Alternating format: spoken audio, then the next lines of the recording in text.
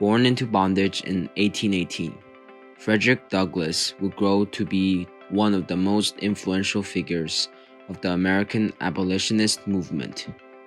But how did he move from chains to change, shaping a nation's perspective on slavery?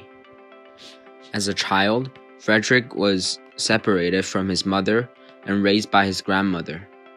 Early on, he bore witness to the brutalities of slavery, setting a fire within him that would come to define his lifelong mission. While most slave owners suppressed the education of the enslaved, thinking a literate slave was a dangerous one, young Frederick was fortunate. His owner's wife began teaching him the alphabet. But when this act was discovered, the lessons were halted, and she was admonished that knowledge would spoil the best slave. Instead of discouraging Douglass, this event emboldened him. He realized the power of education and took secret lessons, learning from white children and stealing books. By the time he was 20, with words as his weapon and the hunger for freedom, Douglass masterminded a daring escape.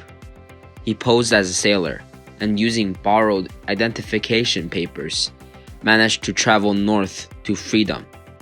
But his journey was far from over.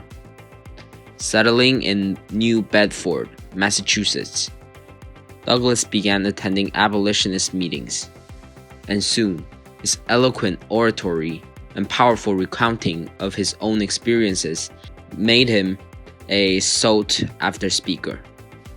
While many were astounded by his intellect and questioned whether he had ever truly been a slave, Douglass validated his stories in 1845 by publishing a detailed account of his life, Narrative of the Life of Frederick Douglass, an American Slave. This autobiography not only solidified his position as a leading voice against slavery, but also exposed him to the risk of being recaptured. Yet, Douglass remained undeterred. He embarked on a 2-year speaking tour in the British Isles, avoiding American bounty hunters and furthering his cause abroad. Upon his return, he founded the influential North Star newspaper, where its motto, "Right is of no sex, true is of no color.